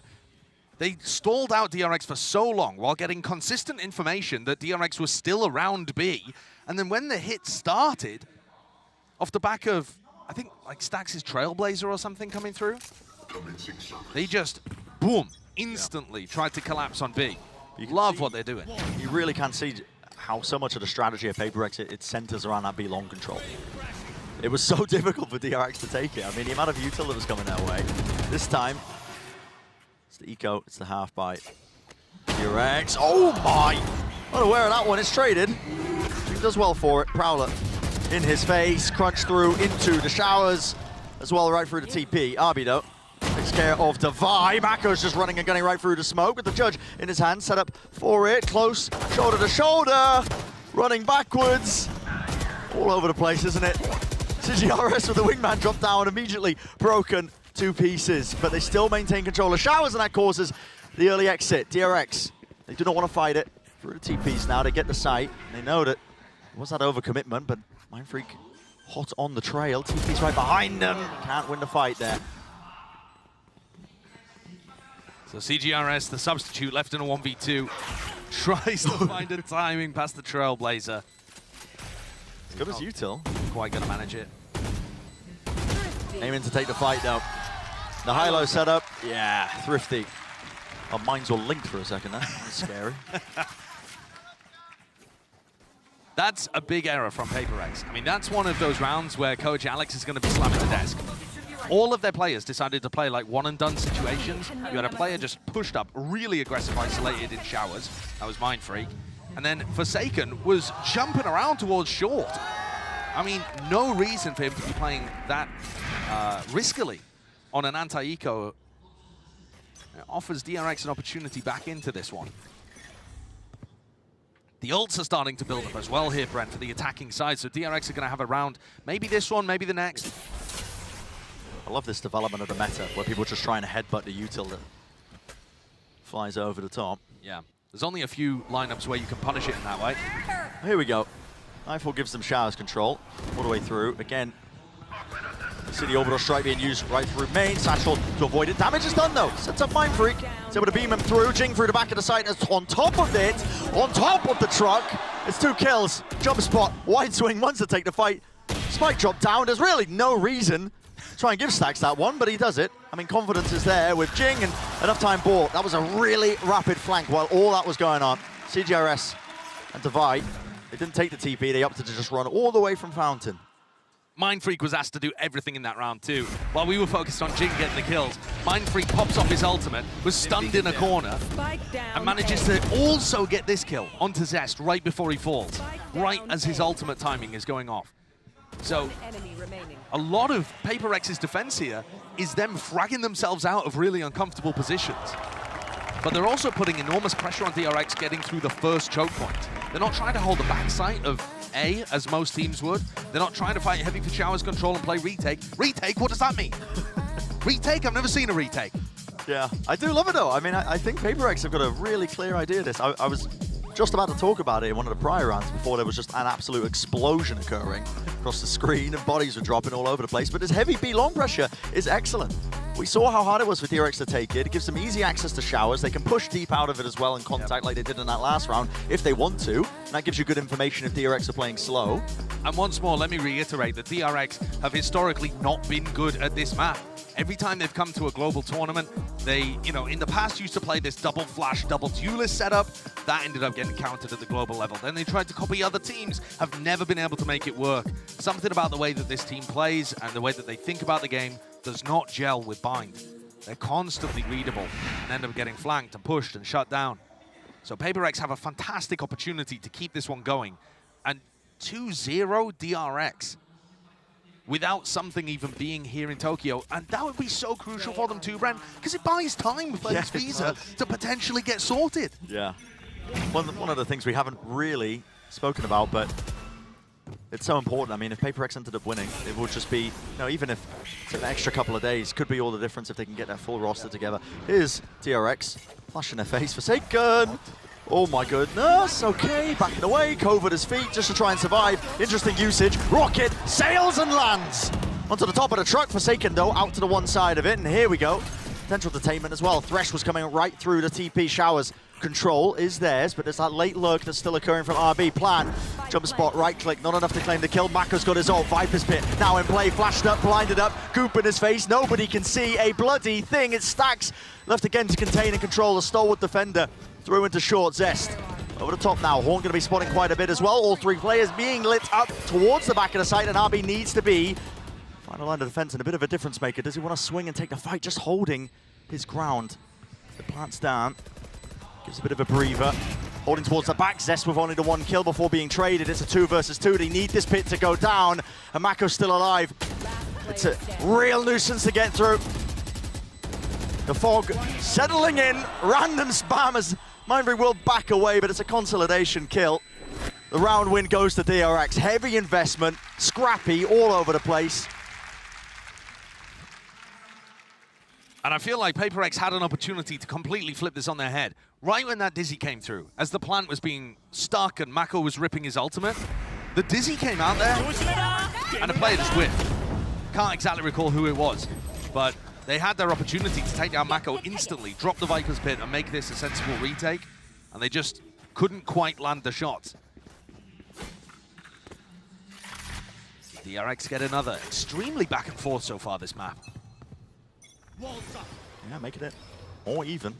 But that's what I said, DRX were getting so close to those ultimates and decided to spend them all in that round. And it has knocked the economy for PRX. It's an important, pivotal, economic swing round. But we saw PRX being excellent on the Thrifties in map 1. Yeah, you cannot count them out. Even with the Stingers, a rifle or two. They will make plays, they will take risks. And they'll win their aim duels. especially when they have the Reckoning to work with and Jing one away from a showstopper. Oh, yeah. If Jing finds a kill, I mean, then the ultimate situation can turn the round completely on its head. DRX are holding a very strict, slow default to start this round. And now they've backed up. It's because they're scared, but the more time they waste, the worse it's going to look. They haven't bled out the molly. Grouped up towards A. Here's the wall going up. Mindfreak is close. He actually needs somebody to spot this for him. There's a Reckoning being held at his back. He hears the dog.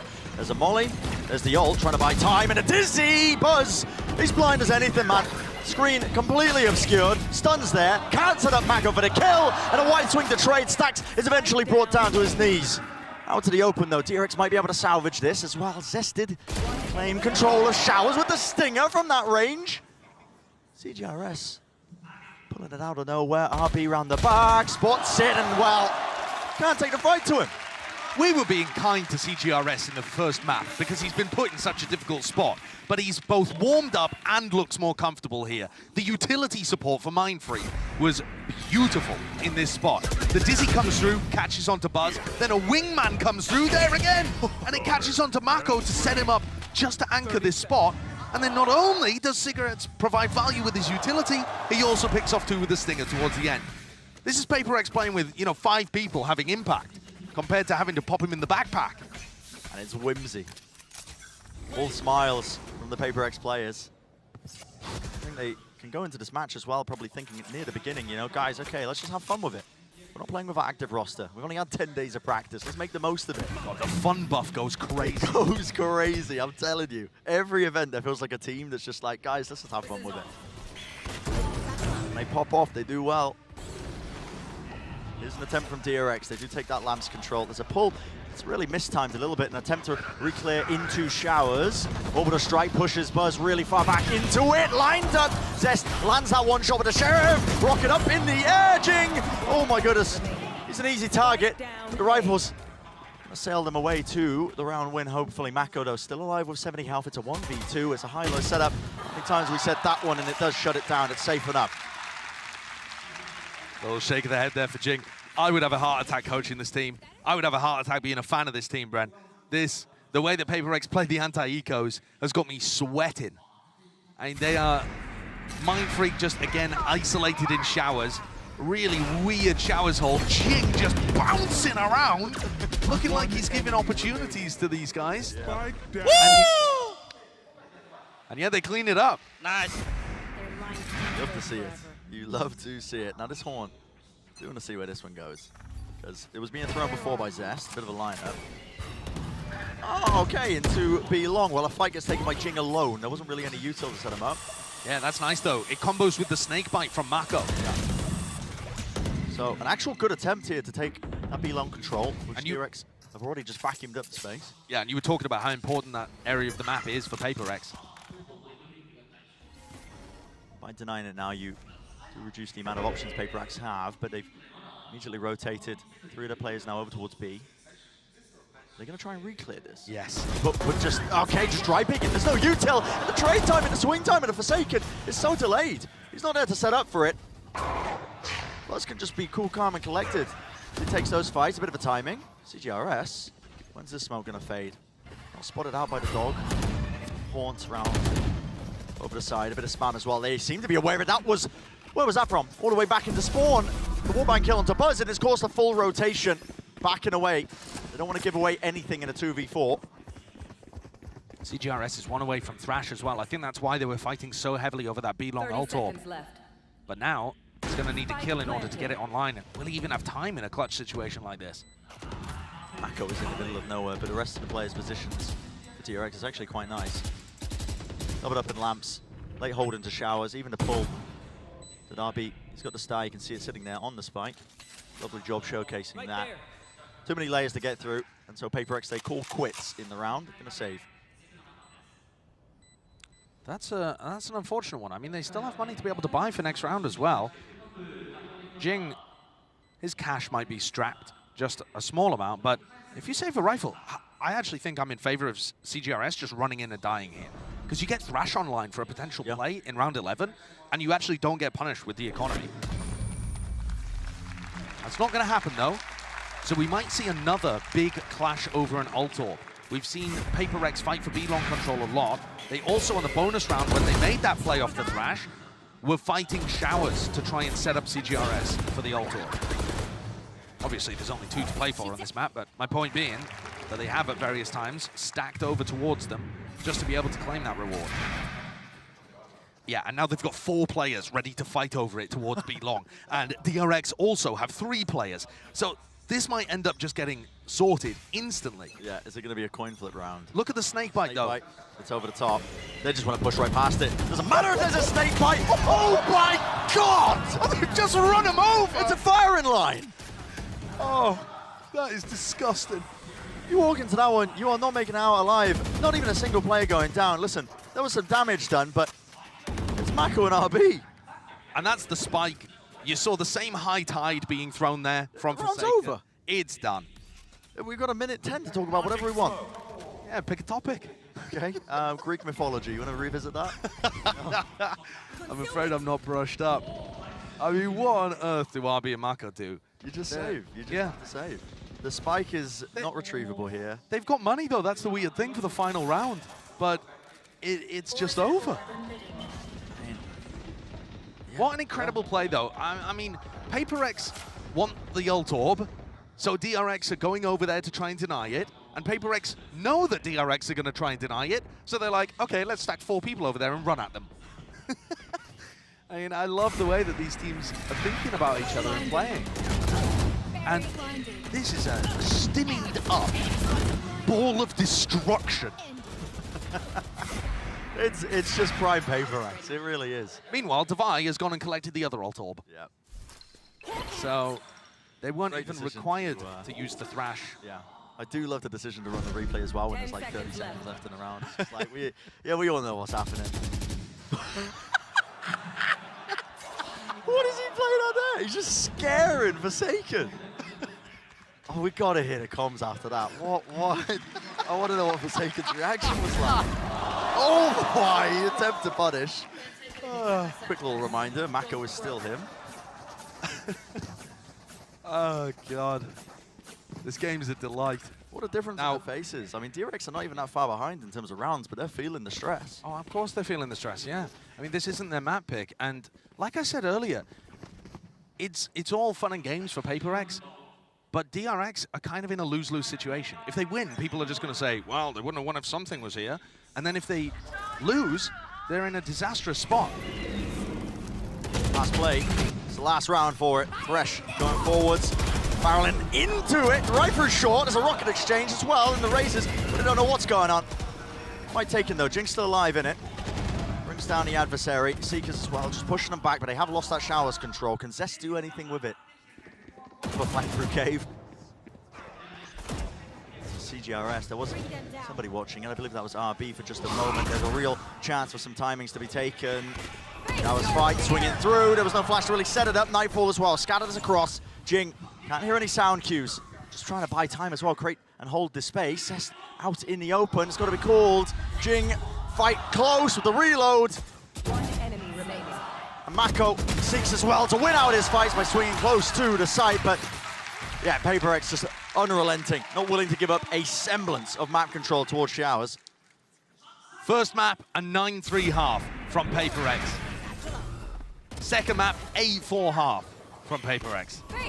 They're playing so well with a team that they never had any intention of playing with this roster at Masters Tokyo. If they had it their way, you know, CGRS wouldn't be in the lineup. No shame to him. He's just not their normal. And yet, wow, the way that they're playing is sublime. Yeah, insane beginning here to buy. Let's send it down to the desk to break it down so far. Yes, another dominant half, Kakuka on a comp that we've never seen before. Exactly. No time before this we have seen this specific comp. We know that it's a little bit of special, having the Brimstone, having the Gecko, and having the Harbor. To me, the most impressive, alongside that Gecko, has been Jing putting up the same performance that we saw on that first map. Jing's movement is insane, but you can tell CGRS is so much more comfortable on this fourth round where they go for really cool bonus, by the way, with the Thrash. He's just reclaiming his dizzy so many times, They re-clear again as well with the dog coming through. And there's so many pieces of util that he's finding so much extra value with because he's able to pick them up, bouncing it off of the truck, you know, being able to re-clear space, re-pick up the wingman. It's really, really nice. And he's fragging with it too. This, of course, comes to comfort, but also I can imagine and I can picture him calling these things. Hey, I'm going to do this. I'm going to DC this. You can pick this. I'm going to throw the mosh pit. You know how to use your ultimate that I think was so valuable for them in so many rounds. And I can feel him as they're moving, making those calls and also going on the flank. So if he manages to pull out this performance, PRX is taking the win again. It reminds me of what Josh was talking about on Split, about when he was playing Sky, trying to find that individuality and being forced to call the plays for himself, right, on that defensive side. And you saw that's where they struggled. That's where he struggled as well. And now he's comfortable. And with this first half from PRX, it's a really dominant one. DRX, while they've reverted to some of their comfort, I still don't think they have it right now. They just do not look super happy. Mako looks kind of upset about this game and how the way it's going. We already know what has happened on Bind to them in the past. I mean, DRX, if they want to avoid that elimination match this early on at Tokyo, they have to bring this half back. Bren and Saisho is now or never. Definitely now or never, isn't it? Yeah, I mean, these 8-4 half for PRX, it's sheer domination every time they've started out on the maps. But we've seen, you know, DRX, they put together some sort of a comeback. You know, there was a semblance to it on the first map. They couldn't quite close it out, bring it all the way into OT. But right now, the way PRX are playing, it just feels like they are, you know, improvising, throwing out plays, whatever the team wants to do, making calls, playing with confidence. It's all there for them. And you're seeing it once more manifest. They are straight up through into B-Long.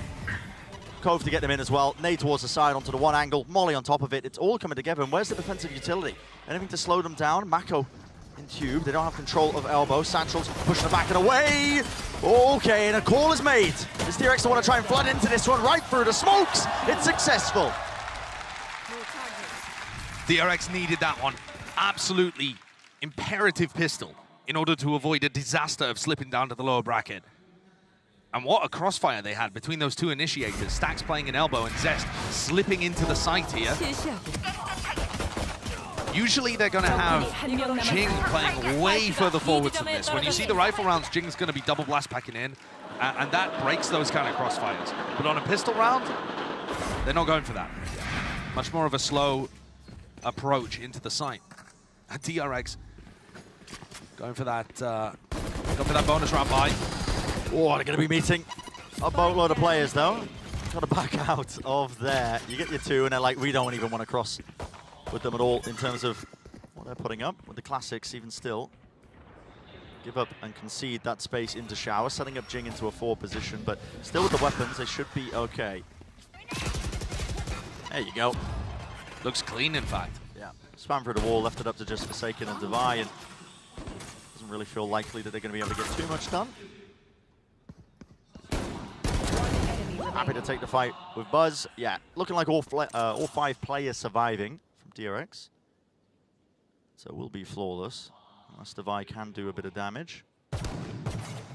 Ping onto the Ghost. Flash misses, there's one.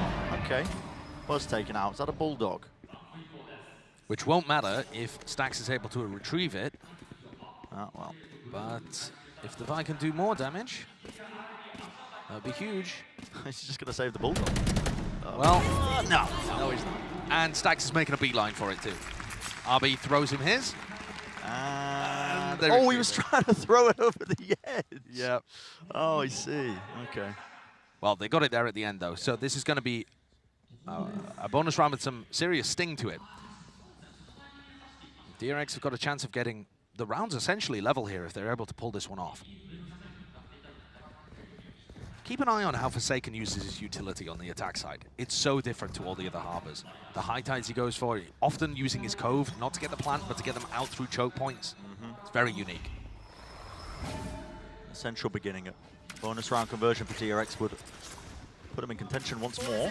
Yep, I mean, this is a weird high tide. It is, it just rips its way through. It grants them a bit of a pocket to play through, doesn't it? Oh, okay, here's the mosh pit. Over towards the top. That's into triple, Dizzy, and the nade. Snakebite used just on the default box angle. They have Shower's control as well. They're taking up pretty much all of this one. Now Wingman going for the plant. Fast flank through now. Prowler and a Trailblazer used at the same time, and Mindfree just doesn't have the bullets to spare, really, for it. Flash into the corner, CGRS can't see a thing, and the crosser placement's just not good. Bit of a wraparound. Buzz, is he going to miss this timing? Jing takes a fight to them. Oh my! Collapse straight onto short. Mako and RB, what can they get done now? Noise cues cut away, yet Device still remaining sharp, in control as well of Lamps, making sure nobody can walk past any of those high tides. So there is no conversion of the bonus round. A decent try by DRX, but PRX still holding on to this lead. Yeah, a sick round from PRX though, really is.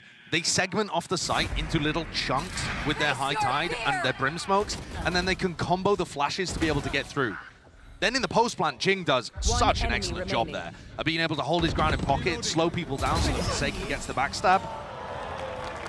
It's really tough to deal with what PRX does on the A side of the map. Their B hits tend to be a little more standard, but A is anything but. Isn't this different? It's all 5 players grouped up into sand. Horn destroyed, there was a timing there. This potentially could have been punished. Trailblazer, that stun connects. Forsaken's already in.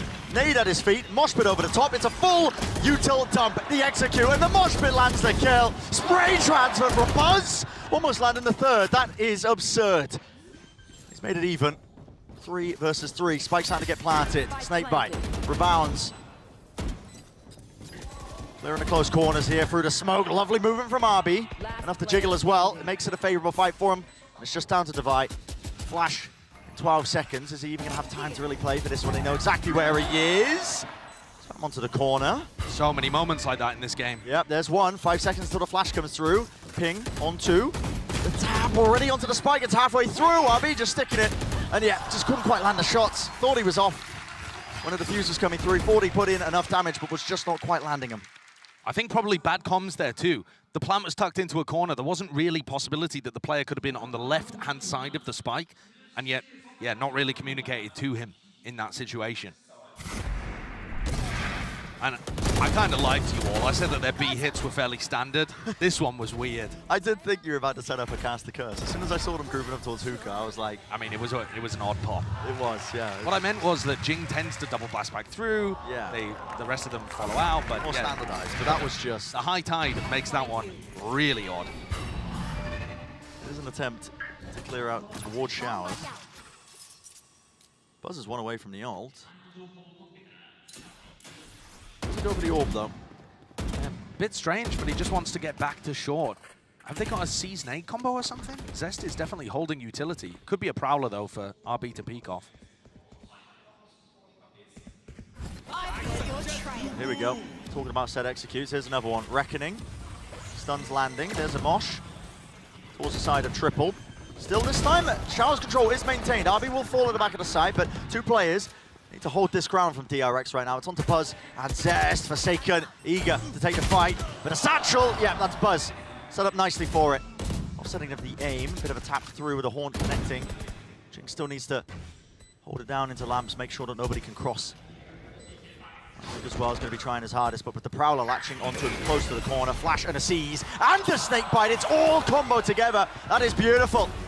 Okay, showstopper, maybe a little bit overkill. Potentially the kill was already theirs, but it's brought an ult of his own up close into the face. Damage is done, but they all fall down and tumble.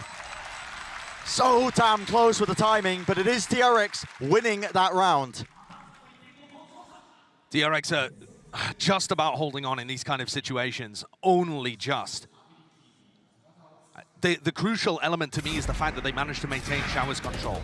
The high tide that Forsaken throws kind of segments off Triple and Showers so that they don't have to worry about that. They can take Lamps, they can take backside, and then they return back to Showers later on.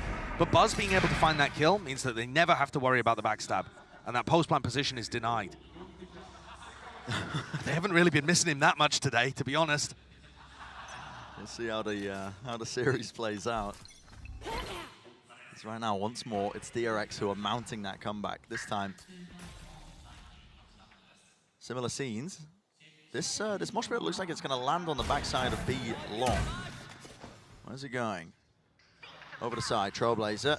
There's the Seekers. It's a pull into the mosh, but it's all a little bit mistimed. And enough of the defensive utility of DRX that it does stave them back, stave them away.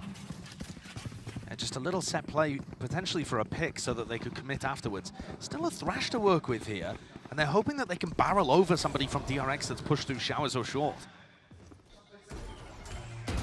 Satchel into the face, it's traded. Good trade. Yeah, with those guns, are they going to take the DPs? They are. Long control is being held this entire time by Device. Still, they don't have any real idea of where players are onto the site. And now Device making noise, which makes them think they've gone B, but actually Forsaken stayed to get a rifle, and now he's calling them to come back. Yep.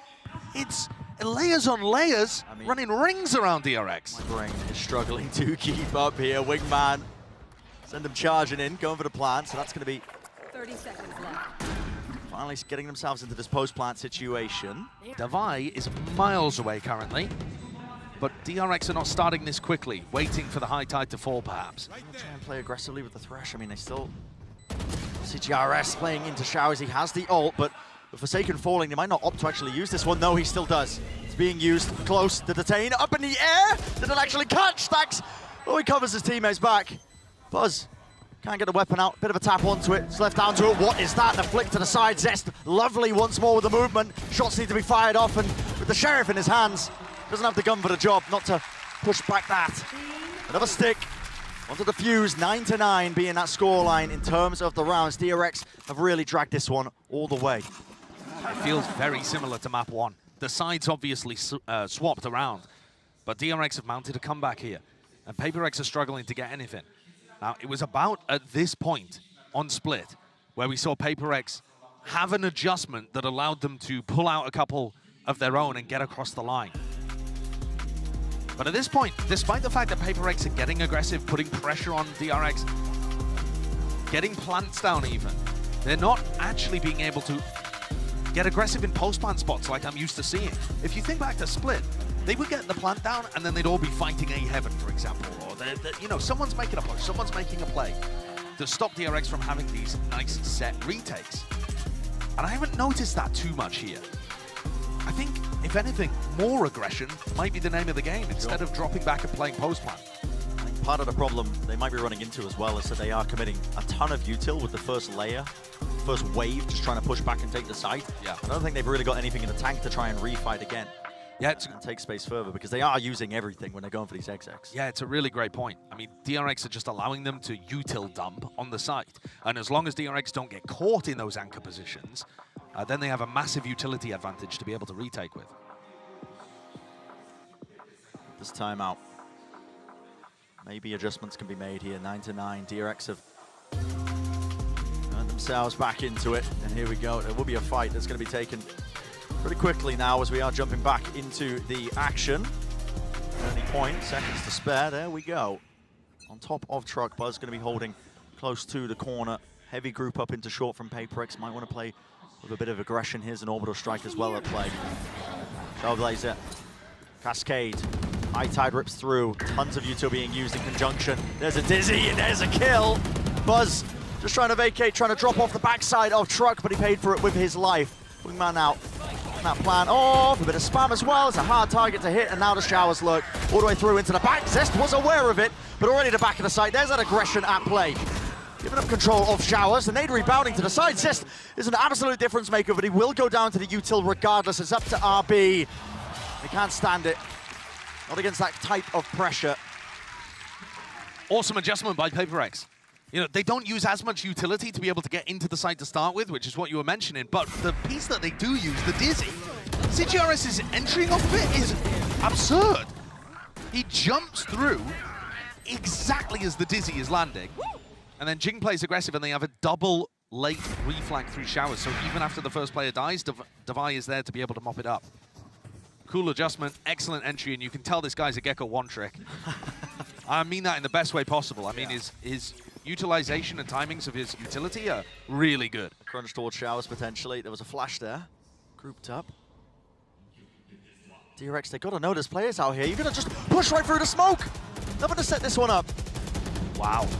That is a bold read from DRX that there was nobody there. I don't know what that's based off. Maybe the fact that Forsaken was throwing utility over towards B. Maybe the fact that there was, you know, no cascade used at the beginning of the round, considering that's normally how they take showers. I mean, PRX have been playing quite grouped up, so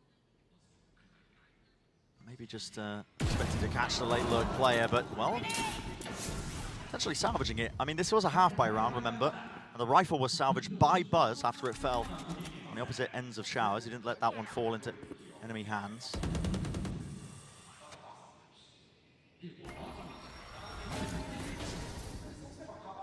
Seconds left.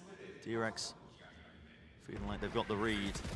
Smoke's dropped down, cutting up a decent portion of it. There's Dizzy, RB close though, and he's gained as well. An upgrade for himself, picks up the rifle. Here's the wingman, any sort of covering fire, that's going to be denied surely. No, still planted. No, brought down. Spike dropped down. Another fight taken here with the Satchels. Right into the smoke with the shorty, and the Sheriffs are going to be in play once more. Mako ripping off, firing off. 15 seconds left. CGRS, they know where he is, stunned up. They're going to be hunting him down, making sure that he can't get away with anything at all. This round has just saved DRX on this map, potentially. This is going to draw things level at 10-10, a Thrifty that they've pulled out of nowhere, despite the fact that they lost a player right at the start of the round. They were so confident in this read that it was going to end A. They saw Forsaken throwing high tides and cascades and all sorts of stuff on the other side of the map, and just did not buy it. 3 players stacked over here, focused on short. They get the pick on Jing, no punish, and then Forsaken's throwing wiggly walls all over the place towards short, completely alone. Again, the way that PRX plays anti-ecos is fundamentally too risky for me. It's fun. It's definitely fun. Fun to watch. Yeah, unless you're a PRX fan or Coach Alex, I would imagine. Yeah, it's just going to be causing stress. Here we go. Nightfall's going to be used as soon as the first wave of utility jumps out towards short, so Prowler's even as well, chasing them all the way into market. Even the C's used on top, so a lot of util used in response by DRX here. Jing's got a judge. If he decides to go for a double blast pack push out through hookah. Got the satchels for it.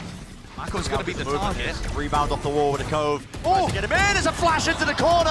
Hands over the rifle. Here's the ult. Online rocket right into tube. Nobody's going to be there to receive it. And Mako has repositioned. This is absolutely gorgeous. And CGS gets off of it. Plan going off still. Finds the kill in a trade in the middle of nowhere. The fast reactions. Nade rebounding, forces him into the fight and forces him into a 1v1. He will go down post-mortem at that. How do you expect Divide to be in this spot? There's just no way. Wraps all the way. You think he's long or elbow? He's waiting to hear a sound cue from the drop. Hears it, and that's when he strikes. The difference that CGRS has made from map 1 to map 2 is fabulous. I know that this is still a really close map, but it's just been night and day. Getting him on the Gecko on maps that make sense might be a major win condition for PRX. I mean, look how much more confident he looks. That pick, delightful. This punish on Mako, who'd made a phenomenal play around the cove. And then that! Grabbing a third onto Buzz while he's under pressure from the nade. He's just won them the round. It's crazy. So well played towards the end as well, Divide. Consistent. Here's another fast play though. DRX with their own spin on things. It's a showstopper straight down short. They cleared all the way out through A, and a reaction from PRX. Still, he has the fuse. Rocket right through the TP. No damage done. They're already into the site. Seekers and a Threshold used together. One after another.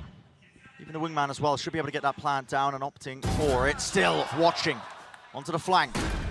Mike claims to kill onto Zest, but will he expect the second player that's late lurking up here? It is Buzz, elbow control. This is the adaptations that you start to see from PRX. They love to change up their positioning. It's aggressive, fighting towards the back, not letting DRX set themselves up nicely. Even with the Thresh picked up as well, that's going to be pushed all the way deep into the spawn. DRX, they've got nowhere safe to stand. This has got to be a save, and it's going to allow PRX to get up to match point here. Using a substitute, playing against their rivals, who they've had the better end of in the last couple of matches. Doesn't matter which roster DRX have used, Foxy9, Zest, either way, they have fallen recently. Right there. Historically, DRX has been the best team in the Pacific region by usually a long shot. They've taken on challengers like PRX and turned them into mincemeat with their more disciplined style. But something recently has just changed. And even without something, it's changed. You got to stop, man. These players have got to change their names. I'm putting in a formal complaint or something. That one wasn't even deliberate. But what a day this is for PRX. It's huge. And what a disaster for DRX, though. Like I said earlier, if you can't beat them with CGRS in the roster, when are you going to get your wins? When are you going to get your wins? Oh, one more round. That's all it'll take for PRX. And I mean, 5 players. They're grouped up once more. Towards Sand. Trailblazer. High Tide. Plays it through. It's an interesting adaptation again. It's a nade. Sails through with the mosh pit all the way. Things over the top. Dizzy right behind him. Plant will go down here. Lost control towards the back of the site because Jing's already there. The counter spam. And he was on that angle, so they do trade it out, even though they couldn't see where he was. Molly towards their feet. Nobody can get in towards the back of the site, but DRX need to salvage it. They need to find a way back in. Deep smoke, placed, Haunt, broken, pushing them off. Cosmic Divide as well. They choose to play up close. This is PRX making an in-the-moment call. It's agile, spray trans are not connecting. Shorties and play with the rifles. It's up to Zest. One man against the world to keep his team in it. The extension of play, is it there? Not quite at all. PRX